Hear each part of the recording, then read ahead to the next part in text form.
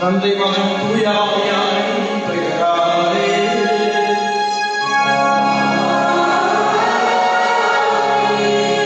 ஆண்டவராகிய இயேசு கிறிஸ்துவின் அருளும் கடவுளின் அன்பும் தூய ஆவியாரின் நட்புறவும் உங்கள் அனைவரோடும் இருப்பதாக.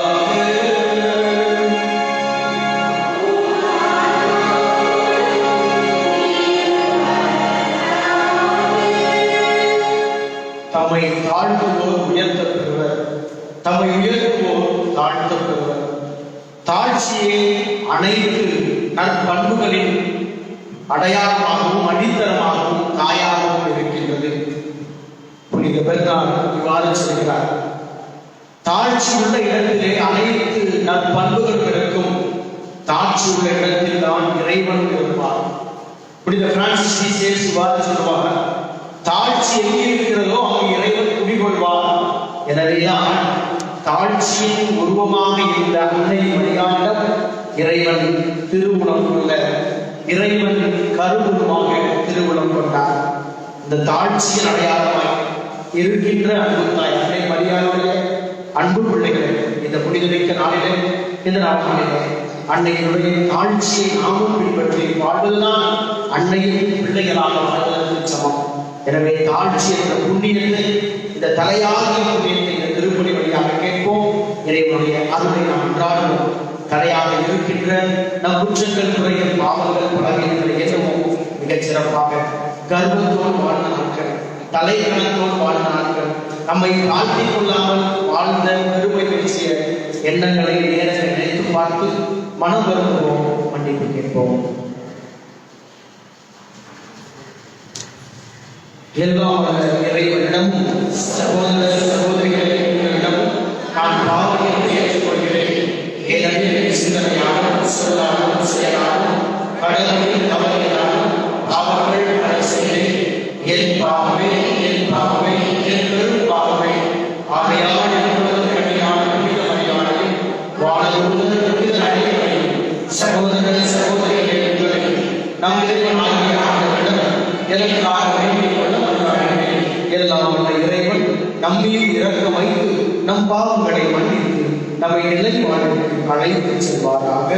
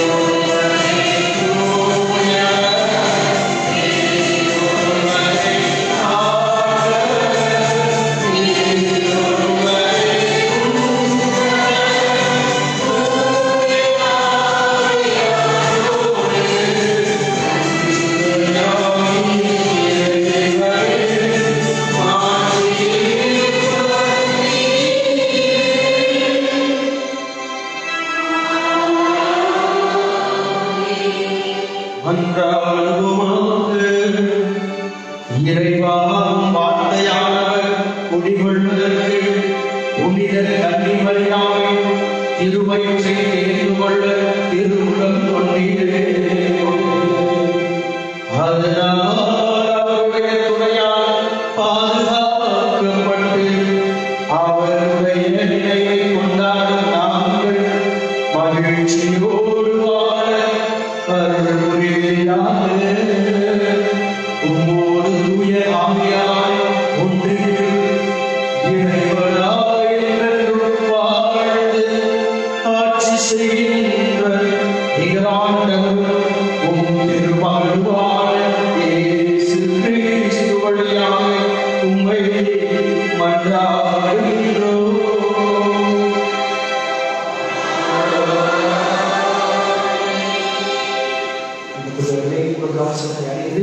தயவுசெய்து தனிமனித இடைவெளியை கடைபிடித்து அமர்வாறு அன்போடு கேட்டுக்கொள்கின்றோம்.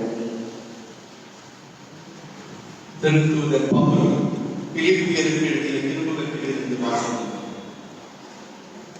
சகோதர சகோதரிகளே, எப்படியும் கிறிஸ்து அறிவிக்கப்படுகிறார், இதனால் நான் மகிழ்ச்சி அடைகிறேன். ஆம், இனியும் மகிழ்ச்சி அடைகிறேன்.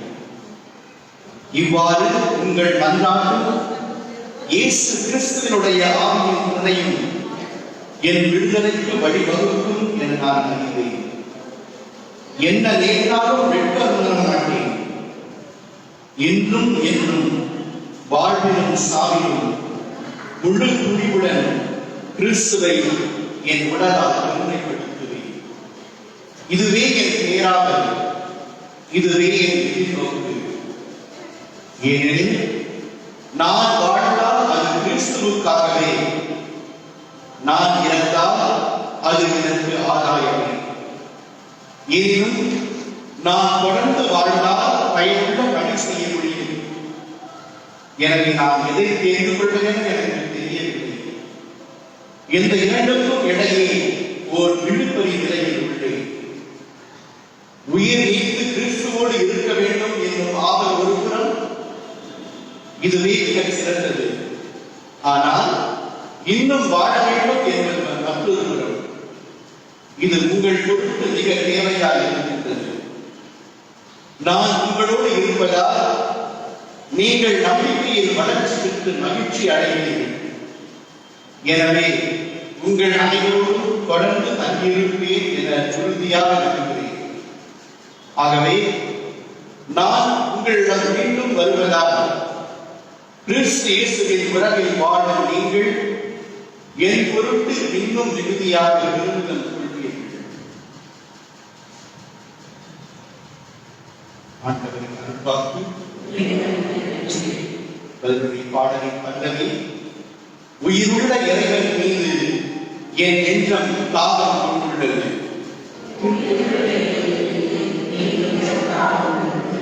பாடலின் பல்லவியை அனைவரும் பாடுபடுகிறது.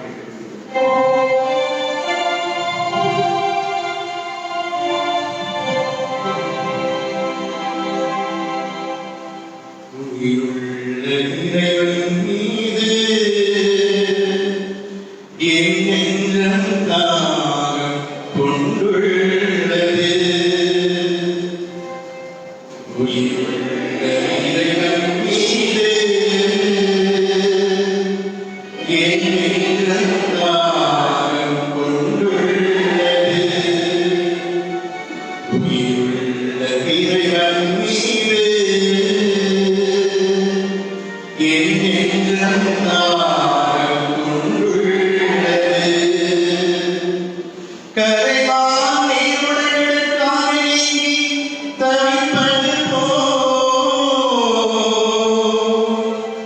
கடவுளே என் நெஞ்சம் உமக்காக ஏங்கி தவிக்கின்றது. இறைவன் மீது என் நெஞ்சம் தாகம் கொண்டுள்ளது. சேர்ந்து இறைவன் மீது என் நெஞ்சம் தாகம்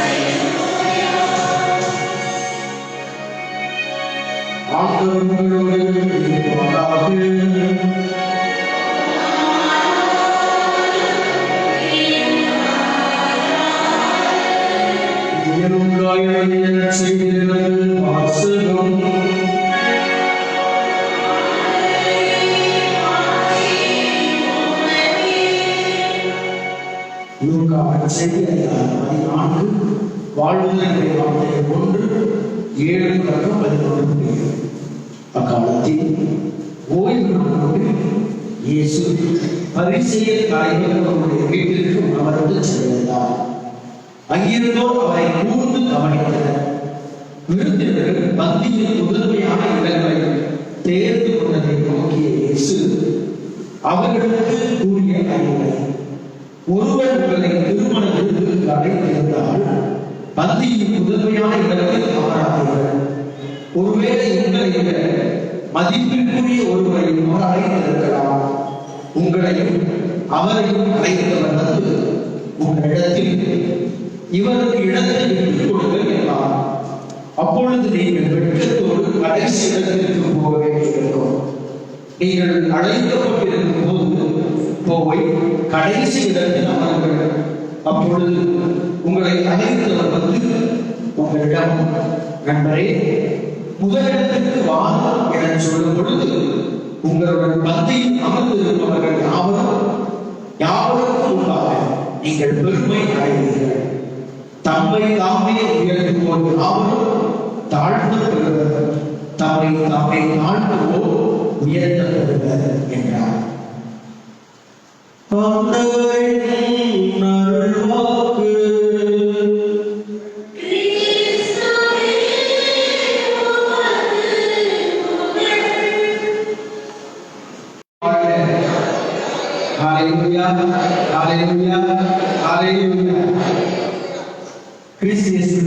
சகோதர சகோதரர்களே, தம்மை தாமே தாழ்த்துவோர் உயர்த்தப்படுவர், தம்மை உயர்த்துவோர் தாழ்த்தப்படுவர்.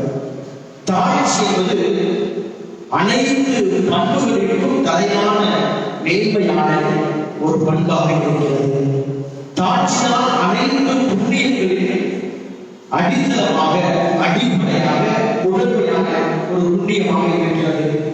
தாழ்ச்சியோடு நாம் வாழ்ந்தாலே அனைத்து புண்ணியங்களும் நாம் சேரும். தாழ்ச்சியோடு வாழ்வதற்கு எல்லா புண்ணியங்களும் உடல் இருக்கும். இந்த தாழ்ச்சியோடு வாழ இது நாளிலே நாம் அழைக்கப்படுகிறோம். எவ்வாறு தாழ்ச்சியாக வாழ்வது என்பதை திருமொழி பாடம் கற்றுக் கொடுக்கின்றது.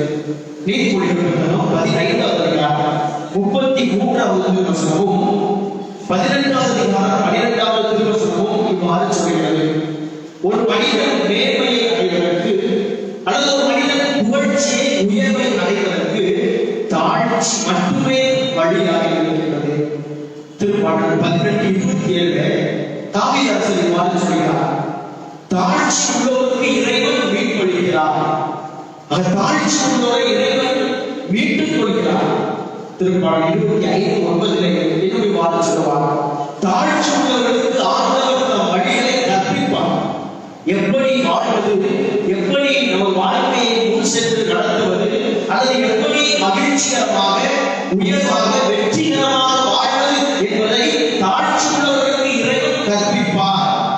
கடவுள் தாழ்ச்சி உள்ள மனிதர்களுக்கு அவருடைய வழியை கற்பிப்பார். மனிதனுடைய வழியோ உலகத்தின் வழியோ அல்ல, மாறாக கடவுள் தம் வழியை அவர்களுக்கு கற்பிப்பார். திருப்பாடல் 149 4வது திருவசனத்திலே நாம் இவ்வாறு வாசிக்கிறோம்: தாழ்ச்சி உள்ளவர்களுக்கு இறைவன் வெற்றி அளித்து மேன்மைப்படுத்துவார். தாழ்ச்சி உள்ளவர்களுக்கு 2 காரியங்களை ஆண்டவர் செய்கிறார். ஒன்று, வெற்றி. நாம் வெற்றியோடு வாழ வேண்டும் என்றால், நாம் உயர்வாக வாழ வேண்டும் என்றால், மேன்மையாக வாழ வேண்டும் என்றால், என்னிடம் இருக்க வேண்டிய பண்பு தாழ்ச்சி. ஆக இந்த தாழ்ச்சி தான் என்னை வெற்றி உள்ள மனிதனாக மாற்றுகிறது. எனது கர்வமோ அல்லது எனது தலைக்கணமோ அல்ல. நான் மெத்த படித்திருக்கிறேன், அதிகம் படித்திருக்கிறேன், அதிகம் தெரிந்திருக்கிறேன் என்பது அல்ல. அல்லது எனக்கு அதிகமாக சொத்துக்களோ பொருட்களோ மதிப்போ இந்த உலகத்தில் இருப்பது என்பது அல்ல. ஆக வெற்றியான வாழ்க்கை என்பது தாழ்ச்சியான வாழ்க்கை வாழ்வது, மேன்மையான உயர்வான வாழ்க்கை வாழ்வது தாழ்ச்சியான வாழ்க்கை வாழ்வது. ஆக எவர் உயர்ந்தவர், எவர் மேன்மையானவர் என்றால் பணமும் பொருளும் பதவியும் பட்டமும் பெயரும் புகழ் வைத்திருப்பவர் அல்ல. மாறாக தாழ்ச்சி உள்ளமுடையவர், தாழ்ச்சியோடு வாழ்பவர், தாழ்மையான மனத்தை கொண்டவர் தான் மேன்மையாக வெற்றி உள்ள மனிதர்களாக வாழ முடியும். எனவேதான் சீலா புத்தகத்திலே கூட வருகிறார் 19வது திருவசனத்திலே நாம் இவ்வாறு வாசிக்கிறோம். தாழ்ச்சி உள்ளவர்களுக்கு இறைவன் தம் மறைபொருளை வெளிப்படுத்துகிறார். அது கடவுளுடைய மறைபொருள், கடவுளுடைய திட்டம், கடவுளின் உள் மனதிலே நமக்கென வைத்திருக்கின்ற அந்த மறைபொருளின் திட்டத்தை கடவுளை அழுத்து வெளிப்படுத்துகிறார் தாழ்ச்சி உள்ள மனிதர்களுக்கு. ஆக இந்த தாழ்ச்சி நம்மை கடவுளின் மறைபொருளை கற்றுக்கொள்வதற்கு உதவியாக இருக்கிறது. எனவேதான் ஆண்டவர் தன்னை தாழ்த்திக் கொண்டார். தாழ்ச்சியின் அடையாளமாய் இறைவன் உலகிலே தானே கட்டி வெளிப்படுத்தினார். சொல்லுவார் பிலிப்பியர்களுடைய திருமணத்திலே 2வது அதிகாரம் 5 முதல் 11 வசனங்கள். ஒரு கிறிஸ்துவ வாழ்க்கை எப்படி இருக்க வேண்டும்? கிறிஸ்துவின் மனநிலையை கொண்டிருக்க வேண்டும். கிறிஸ்தவர்கள் என்ற பெயரில் இருப்பது அல்ல, அல்லது பெயரோடு ஒட்டி இருப்பது அல்ல. புனிதம் என்பது கிறிஸ்தவன் என்ற பெயரில் அல்ல, கிறிஸ்துவின் மனநிலையோடு வாழ்வதில் இருக்கிறது, கிறிஸ்துவாக வாழ்வதில் இருக்கிறது. சொல்வார், இயேசு கிறிஸ்துவில் இருந்த மனநிலை உங்களில் இருக்கட்டும். ஆக உங்களிலும் என்னிலும் இருக்க வேண்டிய மனநிலை இந்த உலகத்திற்குரிய மனநிலை அல்ல, மாறாக கிறிஸ்துவின் மனநிலை. கிறிஸ்துவின் மனநிலை என்ன? தொடர்ந்து அவர் அழகாக விவரிக்கிறார். 6 முதல் 11 வசனங்களிலே அவர் சொல்கிறார், கிறிஸ்துவின் மனநிலை என்ன? கடவுளும் தன்மையை விளங்கிய அவர் தன்னையே வெறுமையாக்கினார். அவர் முதலிலே வெறுமையாக்குதல், தாழ்ச்சியின் முதல் அடிப்படை வெறுமையாக்குதல், சேர்த்து வைப்பதல்ல, வெறுமையாக்குதல். ஆக தனக்கென இருந்த அந்த மேன்மையை இறைவன் விடாமல் பிடித்துக் கொண்டிருக்க வேண்டிய ஒன்றாக கருதவில்லை, மாறாக தன்னையே வெறுமையாக்கினார். வெறுமையாக்கி எந்த அளவுக்கு வெறுமை என்றால் மனித நிலைக்கு ஒப்பாகி அடிமை நிலையை ஏற்றுக் கொள்ளுதல். அடிமை என்றால் அவனுக்கு ஒன்றுமில்லை, பெயர் கூட இல்லை, பெயர் கூட இல்லை, இருப்பதற்கு இருப்பிடவில்லை. அவன் தானாக பேசுவதோ தானாக சிந்திப்பதோ தனக்கென்று ஒன்றும் இல்லாதவன் அடிமை. ஆக கடவுள் இறைவன் நம் ஆண்டவர் தன்னையே அடிமை நிலைக்கு உட்படுத்திக் கொண்டார், அடிமையாய் அவர் தன்னையை மாற்றிக் கொண்டார். எத்தகைய அடிமை? கீழ்ப்படிந்து சிலுவை சாவை ஏற்கின்ற அளவிற்கு தன்னை தாழ்த்திக் கொண்டார். அந்த கடவுளுடைய தாழ்ச்சி எது இருக்கிறது? துன்பங்களை ஏற்றுக்கொள்வதில்லை, தன் வாழ்வை பிறருக்கு கொடுப்பதில்லை. தாழ்ச்சி என்பது இழப்பது. தாழ்ச்சி என்பது இழப்பது. இழப்பதுதான் ஒரு மனிதன், ஒரு கிறிஸ்தவன் பெருமையை மேன்மையை பெற்றுக் கொள்கிறான். ஆக இறைவன் தன்னை வெறுமையாக்கினார். எனக்கென இருப்பதை நான் வெறுமையாக்குதல், கடவுள் எனக்கு கொடுத்திருப்பதை அல்லது நான் எனது உழைப்பினால், எனது சக்தியினால், எனது பலத்தினால் நான் சம்பாதிக்கிறேன் என்ற அந்த நிலையை வெறுமையாக்குதல். எனது படிப்பாக இருக்கலாம், அல்லது எனது பதவியாக இருக்கலாம், எனது பட்டமாக, எனது புகழாக, எனது பெயராக இருக்கலாம். இவையெல்லாம் தாழ்ச்சி என்று வருகின்ற பொழுது வெறுமையாக்குதல். அதுதான் கடவுள் இயேசு கிறிஸ்துவிடம் இருந்த மனநிலை. அது உங்களிலும் என்னிலும் இருக்கட்டும் என்று சொல்கிறார். ஆக இந்த தாழ்ச்சி என்பது நாம் ஒவ்வொருவருக்கும் ஏதோ நாம் கடைபிடிக்கிற பண்பு அல்ல, அதுதான் அடிப்படையான கிறிஸ்தவ வாழ்க்கை ஒரு வித்தியாசமான ஒரு பண்பு. தாழ்ச்சி என்பதை பெற்றுக் கொள்வது அல்ல, நாம் வாழ வேண்டியது. ஏதோ இது கடைபிடிக்கப்பட வேண்டிய ஒரு பண்பு அல்ல, தாழ்ச்சியோடு இருக்க வேண்டிய வாழ்க்கை முறை.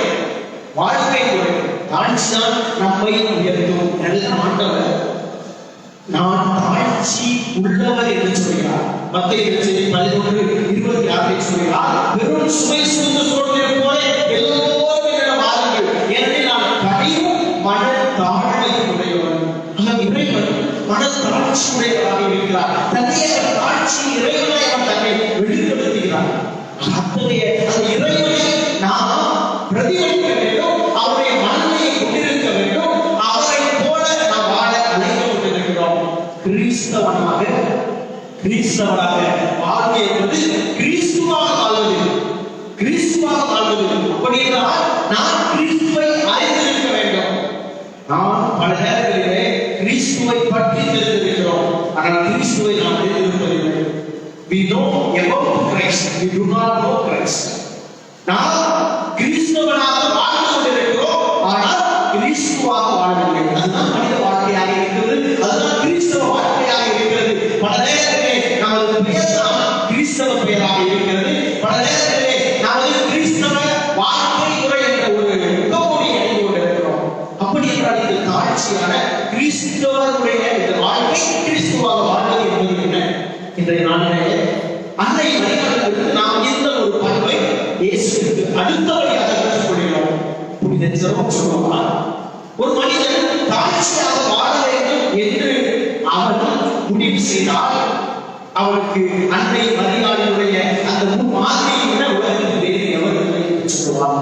என்றால் தாழ்ச்சிதான் ஒரு மனிதனை இறைவனோடு இறைவனின் பிரசன்னத்தோடு இணைக்கின்ற ஒன்றாக இருக்கிறது. கடவுளையும் மனிதனையும் இணைக்கின்ற ஒன்று, ஒரு பண்பு, ஒரு வேலை தாழ்ச்சி மட்டும்தான். புனித அகஸ்தீனார் அன்னை மரியாதையை பற்றி சொல்லும் பொழுது இவ்வாறு சொல்லுவார், இறைவன் தன்னை உயர்த்த அன்னை மரியாதை தன்னை தாழ்த்தி கொண்டாரா, அல்லது தன்னை தாழ்த்த இறைவன் அவரை உயர்த்தி கொண்டே சென்றாரா? அன்னை மரியாதை தன்னை தாழ்த்த இறைவன் அவரை உயர்த்தி கொண்டே சென்றார். இறைவன் அவரை உயர்த்த அவர் தன்னை தாழ்த்தி கொண்டே சென்றார். ஆக ஒரு மனிதனுக்கு உயர்வு என்பது அங்க இருக்கிறதல்ல, கீழே இருப்பது. தன்னை தாழ்த்தி கொண்டு சக மனிதனோடு தன்னையே ஒன்றுபடுத்திக் கொள்வது. நான் அதிகம் படித்திருக்கிறேன், என் நிலங்களை தனிப்பட்ட ஒரு வாழ்க்கை அல்ல. நான் அதிகம் தெரிந்திருக்கிறேன், அது அதிகம் நான் வைத்திருக்கிறேன், பணம் பொருள் வைத்திருக்கிறேன், எனக்கு ஒரு பெயர் இருக்கிறது என்று என்னையே நான் மனிதனோடு தனிமைப்படுத்திக் கொள்வது, வேறுபடுத்திக் கொள்வது கிறிஸ்தவ வாழ்க்கை அல்ல.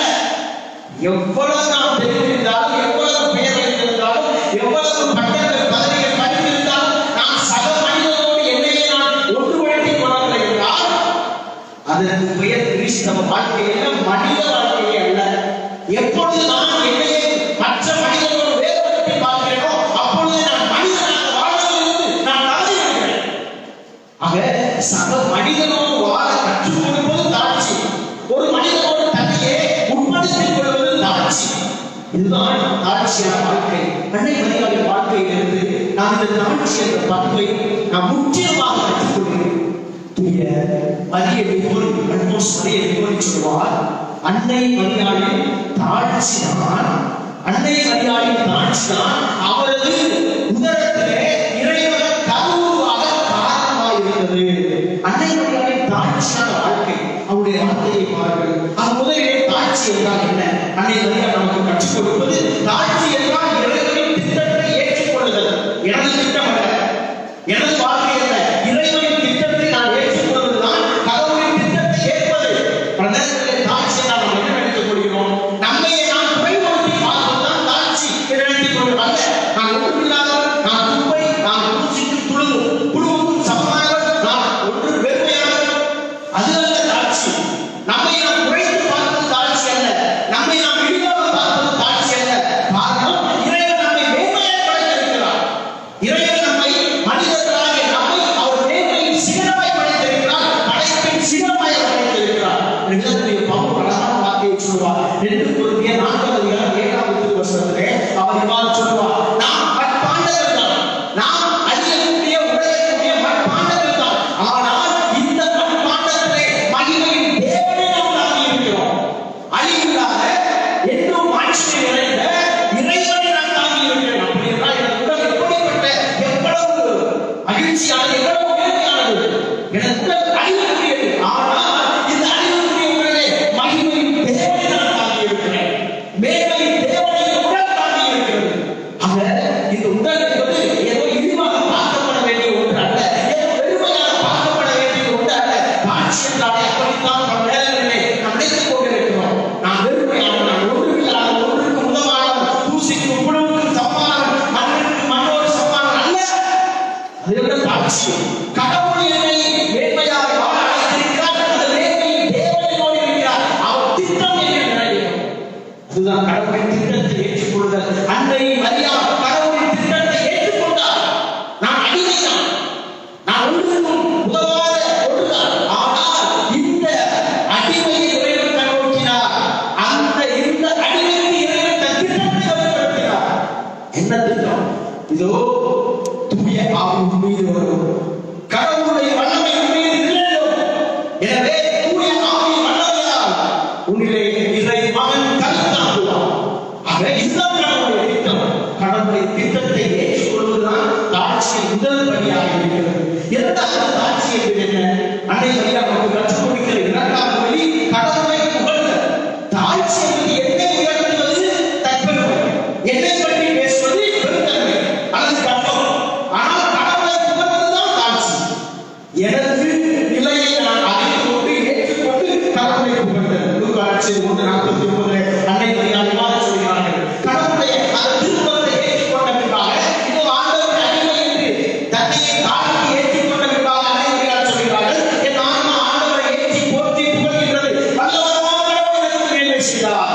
வல்லவரான கடவுளின் வாழ்க்கையில நான் அல்ல, எனக்குள் இருக்கிற என் வல்லவரான தேவன் எனக்கு அருள் பெரும் செயல்கள் செய்தார். அங்க மூன்றாவதாக கடவுளுடைய இறைவனுடைய மகிமைகளை மேன்மைகளை போற்றுவதுதான் தாட்சி. எழுதக்கூடிய பேர்கள் சொல்வார். 1 பேதுரு 2:9 வசனத்திலே நாம் வாசிக்கிறோம், இருளிலிருந்து ஒளிக்கு உங்களை அழைத்த இறைவனின் மகிமையை சொல்வதுதான் உங்களுடைய பணி என்று சொல்வார். நீங்கள் இதற்காக கிறிஸ்தவராக அழைக்கப்பட்டிருக்கிறீர்கள், திருமணத்துப்பட்டிருக்கிறீர்கள் என்றால் உங்களை இருளிலிருந்து ஒளிக்கு அழைத்த மேன்மையான இறைவனின் செயல்களை போற்றுவது பரிசாற்றுவது அதுதான் உங்களுக்கு வைக்கப்பட்டிருக்கின்ற அழைப்பு.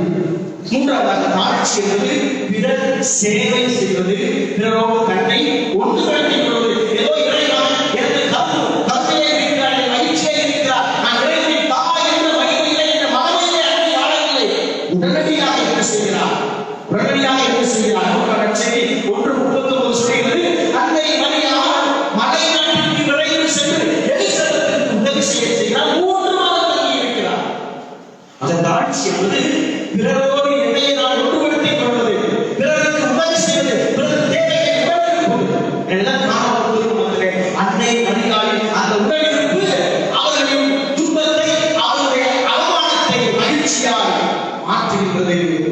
அன்னை மரியாளின் உடனிருப்பு புனித பெர்னார்டு சொல்லுவார், அன்னை மரியா எலிசபெத்தை சந்தித்து சென்றது பணியினை பெறுவதற்காக, பணி செய்வதற்கு, பணியை ஏற்றுக்கொள்வதற்காக. என்றால் புதியதாக கருவுற்றிருக்கிற ஒரு பெண்ணிற்கு மிக முக்கியமாக 3 மாதங்கள் ஒருவருடைய உதவி தேவை. அவர் எங்கும் நடக்கக்கூடாது, எங்கும் செல்லக்கூடாது, அவரை பத்திரமாக தூக்கோடு பார்த்துக் கொள்வார்கள். பெண்களுக்கு எல்லாம் தெரியும். ஆனால் அந்த சூழ்நிலையிலே தனக்கு பணிவிடை வேண்டும். அந்த சூழ்நிலை அவர்களுக்கு பணிவிடை செய்கிறார். முதல் 3 மாதங்கள் அன்னை மரியாதை உள்ளத்தை பாருங்கள். அவர் தாட்சி என்பது நம்மையே பிற மனிதரோடு ஒன்றுபடுத்தி பார்ப்பதுதான் தாட்சி.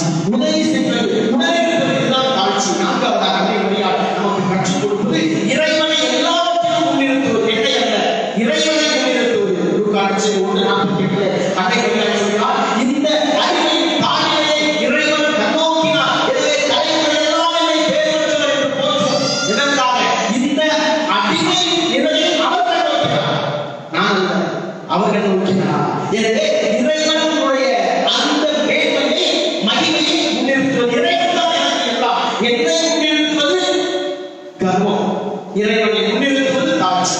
எனவேதான் அல்போன்ஸ் மரியா இவ்வாறு சொல்வார், அன்னை மரியாவின் தாட்சி அவர் இறைவனை புகழ்வதிலும் முன்னிறுத்துவதும் மேன்மைப்படுத்துவதிலும் தான் சிறந்த முன்மாதிரியாக இருந்தது என்று சொல்வார். அன்புக்குரிய சகோதர சகோதரிகளே, அன்னை மரியா இறைவனை கொண்டிருக்கிற அழகான ஒரு நிகழ்ச்சியை நாம் திருப்பலியிலே வாசிக்கிறோம். மத்தேயு 12:46 அங்கே என்ன நடக்கிறது? ஆண்டவர் இயேசு போதித்துக் கொண்டிருக்கிறார், பேசிக் கொண்டிருக்கிறார். அன்னை மரியா அவருடைய இயேசுவின் சகோதரரோடு சேர்ந்து வெளியிலே காத்துக் கொண்டிருக்கிறார். அன்னை மரியாதை உள்ளத்தை பாருங்கள். நான் தான் இயேசுவின் தாய், நீங்கள் போற்றுகின்ற புகழ்கின்ற இத்துணை அற்புதங்களை அதிசயங்களை செய்கின்ற அந்த இயேசுவின் தாய் நான் தான் என்று பெருமை எடுத்துக் கொள்ள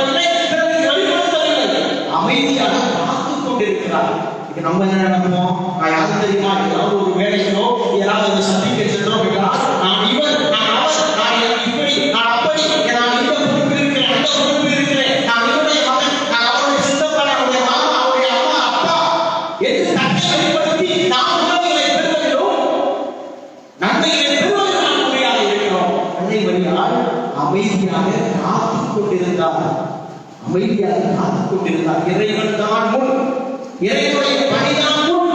தன்னை அன்னை மரியாள் எவ்வளவு தாட்சிப்படுத்தினார் என்றால் திருத்தந்தை புனித 2ஆம் சாப்பாடு சொல்லுவார், நாசரேத்து என்ற அந்த வீட்டிலே தனது அன்றாட பணிகளை அமைதியாக செய்து கொண்டிருந்தவரால் இறைவனின் பணிக்கு இல்லத்திலிருந்து அன்றாட பணிகளின் வழியாக உதவி செய்தார். இறைவனோடு தன்னை முன்னிலைப்படுத்தி அடையாளப்படுத்திக் கொள்வதில்லை, அன்றாட பணிகளை இணைந்திருப்பதுதான் ஆட்சி. அன்புக்குரிய சகோதர சகோதரிகளே, அன்னை மரியாளுடைய இந்த புனிதமிக்க நன்னாளிலே இந்த புனித பணிகளை தாழ்ச்சி என்ற அறத்தை கேட்போம். புனித அன்னை தெரசாவை மாற்றுவார். அன்னையே, என் தாயே, உமது புனிதமிக்க தூய்மையான தாழ்ச்சி நிறைந்த இதயத்தை எனக்கு தாரும் என்று நமது ஜெபமாக இந்த ஜெபத்தை கேட்போம். அன்னையே, இறைவனின் தாயே, மாசற்ற இதயம் கொண்ட தாயே, உமது தூய தாழ்ச்சிக்கு இதயத்தை எனக்கு தாரும். ஆமென்.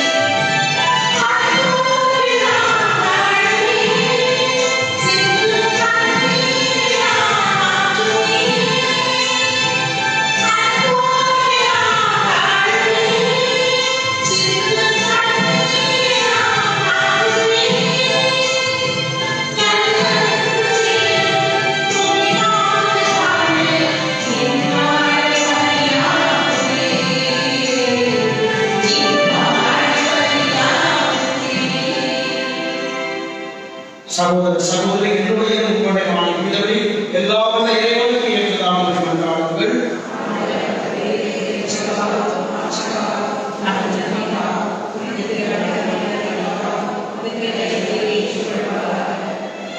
ஆண்டவரே, மரியாள் கன்னிகையால் உமக்கு உபப்படித்து உம் திருமகனாகிய எங்கள் ஆண்டவரை தாழ்ச்சியினால் கருத்தரித்தார். புனித மரியாள் கொண்டாட்டத்தில் உமக்கு நாங்கள் தொழுவதை காணிக்கைகள் உமக்கு உகந்தனவாக இருப்பனவாக. என்றென்று வாழ்ந்து ஆட்சி செய்கின்ற வழியாக உம்மை மன்றாடுகின்றோம்.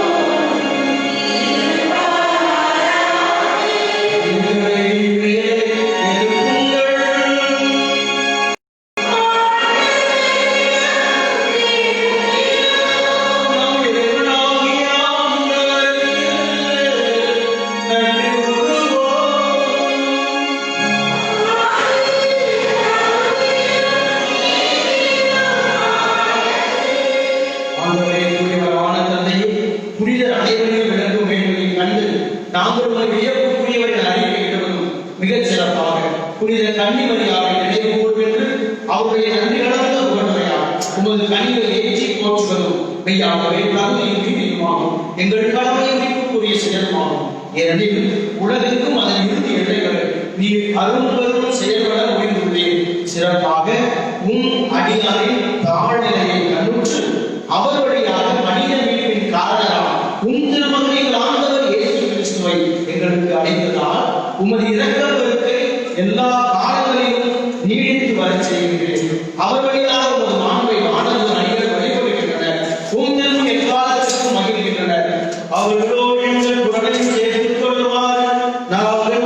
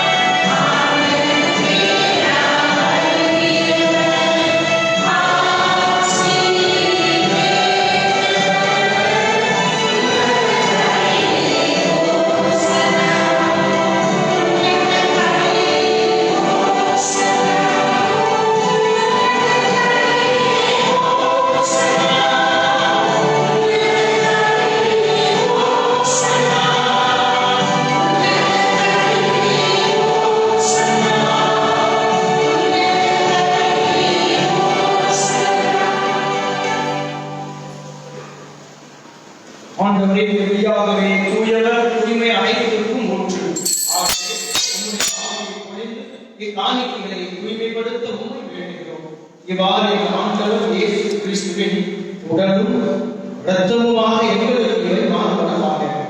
அவர் பாடுபட உடம்பு கணிந்து நம்மை நினைத்த போது அப்பத்தை எடுத்து நன்றி செலுத்தி அதை விட்டு தம் சீடர்களுக்கு அழைத்து அவர் கூறியதாவது: அனைவரும் இதில் பெற்று உண்ணுங்கள். ஏனெனில் உங்களுக்காக கையளிக்கப்படும் என் உடல்.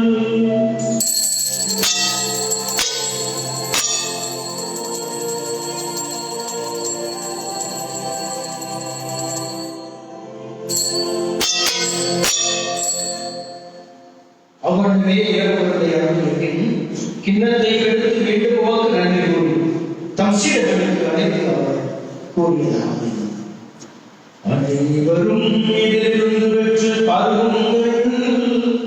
ஏனெனில் இது புதிய நிலையான உடன்படிக்கைக்குரிய என் இரத்தத்தின் கிண்ணம். இது பாவமன்னிப்புக்கென்று உங்களுக்காகவும் பலருக்காகவும் சிந்தப்படும். இதை நினைவாக செய்யுங்கள்.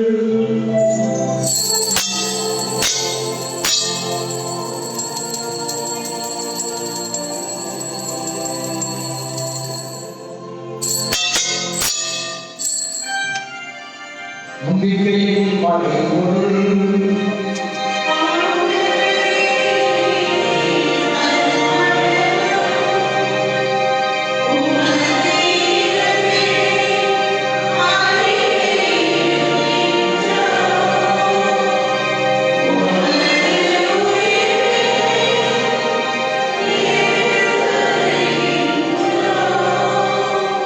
ஆகவே ஆண்டவரே, நாங்கள் கிறிஸ்துவின் இறப்பினையும் உயிர்ப்பினையும் நினைவு கூர்ந்து வாழ்வதன் நோக்கத்தையும் மீட்பளிக்கும் கிண்ணத்தையும் ஒப்புக் கொடுக்கின்றோம். உம் திருமணத்தில் ஒரு ஊழியம் புரிய தகுந்தவர்கள் என எங்களுக்கு ஏற்றுக்கொண்டீர். எனவே உமக்கு நன்றி செலுத்துகின்றோம். மேலும் கிறிஸ்துவின் உடலிலும் இரத்தத்திலும் பங்கு கொள்ளும் எங்களை தூய ஆவியாரோடு சேர்க்க வேண்டும் என உம்மை தாழ்மையுடன் நன்றாகின்றோம். ஆண்டவரே, உலகெங்கும் பரவியிருக்கும் உமது திருவாவையை நினைவு தருணம். எங்கள் திருத்தந்தை பிரான்சிஸ், எங்களாயர் பீட்டர், எல்லா நேராக அனைவரோடும் ஒரு திருவாவை அனுப்பி நிறைவு பெற செய்தருளும். மேலும் எதிர்நோக்குடன் திகழ்கொண்டு எங்கள் சமுதிர சிறுவர்களையும் எங்கள் குடும்பங்களையும் மதித்தோரையும் இந்த தொற்று நோயினால் மதித்தவர்களையும் இறந்தவர் அனைவரையும் இரக்கத்துடன் நினைவு கூர்ந்து உமது திருமுகவடியுள் ஏற்றருளும். எங்கள் அனைவரும் மீது இரக்கமாயும் கடவுளின் கண்ணியும் தாயமான புனித மரியாள், அவருடைய கணவரான புனித யோசேப்பு, புனித திருத்துதர்கள், மப்புகதராய உலகில் வாழ்ந்து புனிதர்கள் அனைவருடனும் நாங்கள் நிறைவாழ்வில் பங்கு கொள்ள தகுதி பெற்று திருமாதியை சிறுத்து வழியாக வரவருட கொண்டாடுகிறோம்.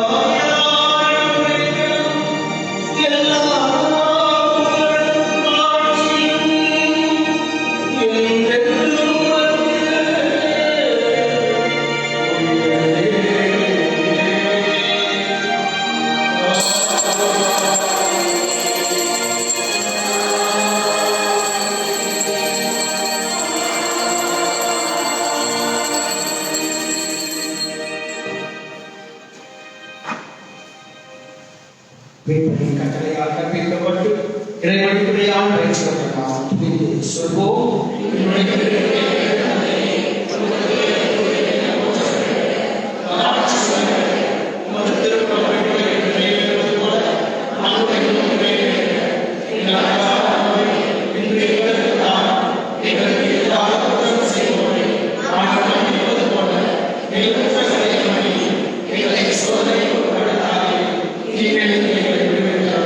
ஆண்டவரே, தீமையான அனைத்திலிருந்தும் எங்களை விடுவித்து எங்கள் வாழ்நாளில் அமைதியை கனிவுடன் அருள உம்மை மன்றாடுகின்றோம்.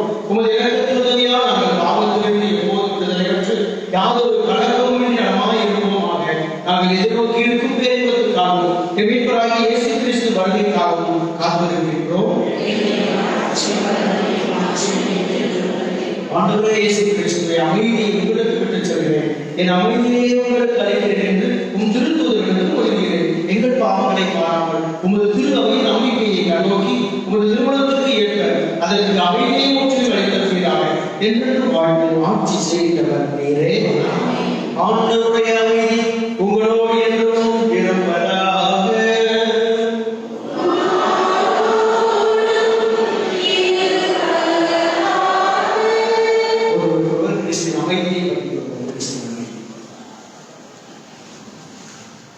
பாவங்களை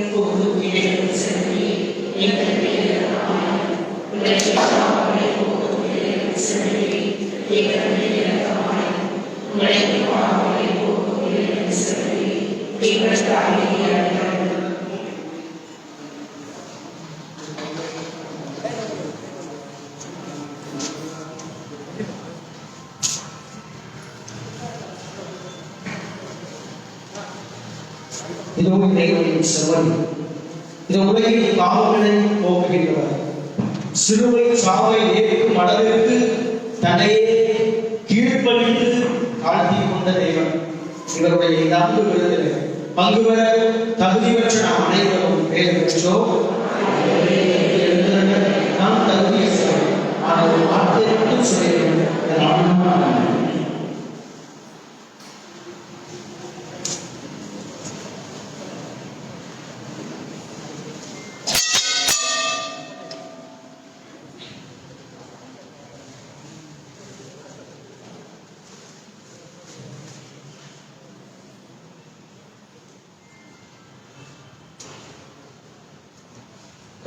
கிறிஸ்துவை மட்டும் இந்த திவ்ய நற்கருணையை பெற்றுக்கொள்ள உங்கள் கேட்டுக்கொள்ளப்படுகிறீர்கள். வருகின்ற சமூக இடைவெளியை கடைபிடித்து வரவும் திவ்ய நற்கருணை உங்களுடைய கைகால கரங்களை பெற்றுக்கொண்ட உடனே அதை உட்கொண்டு விட்டு உங்களுடைய இடத்திற்கு தயவு செய்து செல்லவும். திவ்ய நற்கருணை உங்களுடைய இடத்திற்கு யாரும் எடுத்துச் செல்ல வேண்டாம் என்று அன்போடு கேட்டுக்கொள்ளப்படுகிறீர்கள்.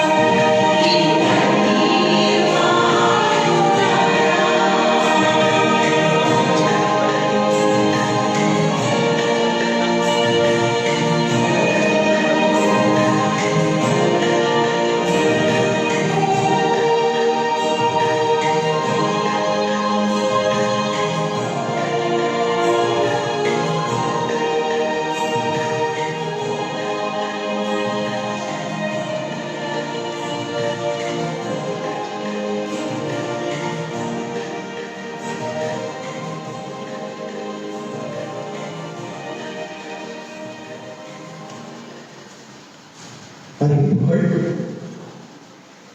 நாளை ஞாயிற்றுக்கிழமை நவம்பர் மாதத்தின் 1 தேதி அனைத்து புனிதர்களின் பெருவிழா.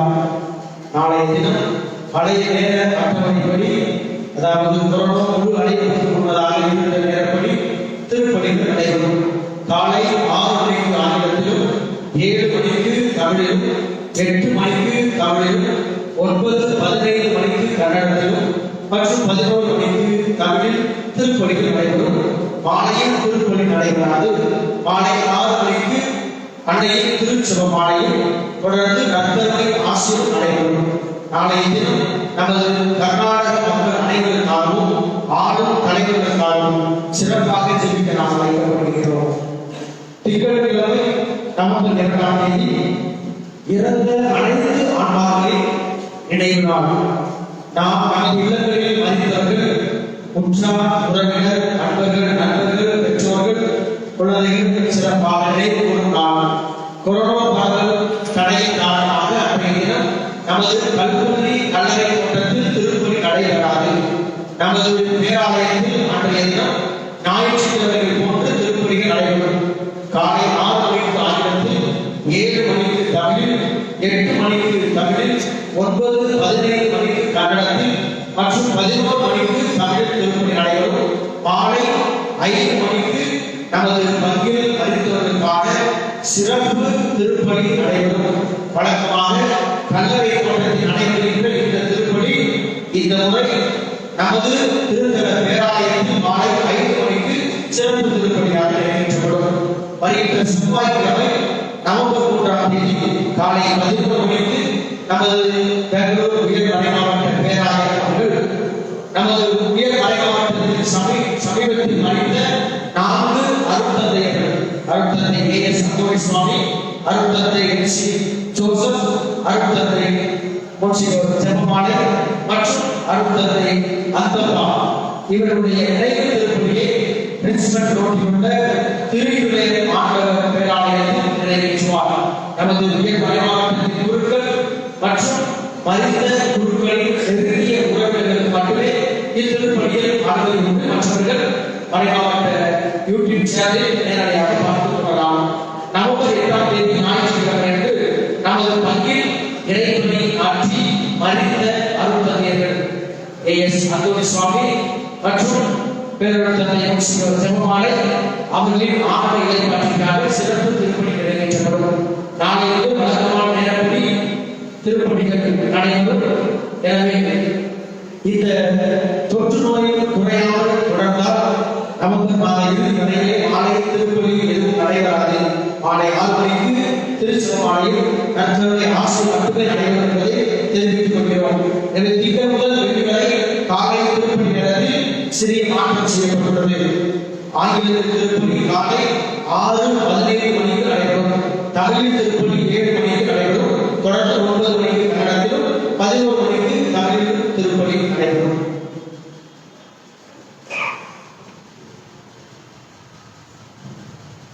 நன்றி கூறி மன்றாடுவோமாக. ஆண்டவரே, எங்கள் இறைவா, உமது திருப்பலியில் பங்கு கொண்ட நாங்கள் உம்மை வேண்டுகின்றோம். புனித கன்னிமரியாய் இறையரால் பின்பற்றி உமது திரு அவையின் ஊழியத்தில் என்று நாங்கள் கருத்தாய்ந்து பணியில் மகிழ்ச்சி கண்டு கொள்வோமாக. எங்கள் ஆண்டவராகிய கிறிஸ்து வழியாக உம்மை மன்றாடுகின்றோம்.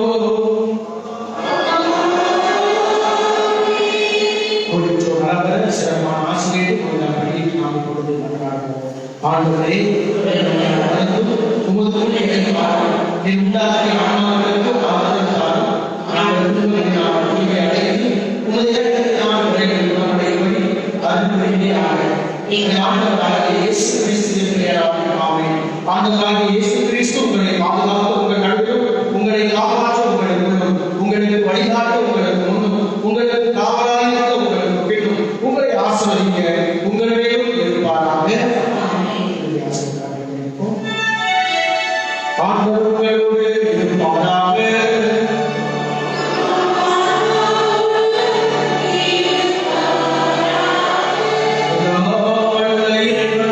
தந்தை, மகன், தூய ஆவியாரின் ஆசி உங்கள் மீது என்றென்றும் தங்கி உங்கள்